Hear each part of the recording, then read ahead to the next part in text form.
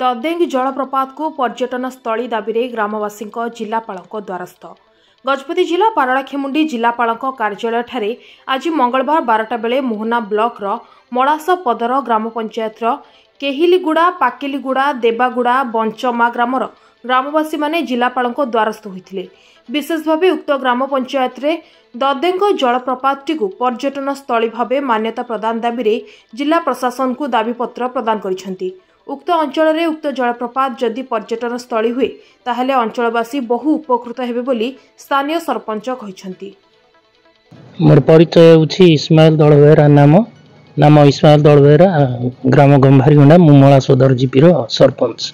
पारଳାଖେମୁଣ୍ଡି रु 120 किलोमीटर, मोहनारू आमर से जलप्रपात को 28 किलोमीटर होछि।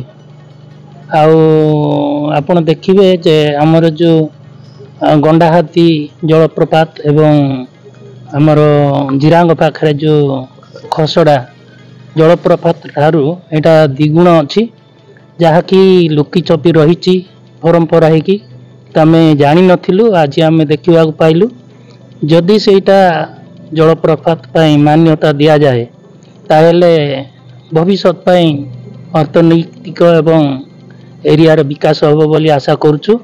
जहाँकि आमर मलास ग्राम पंचायत केहलगुड़ा निकटस्थ जगह अच्छी भल आ जलप्रपात अच्छी।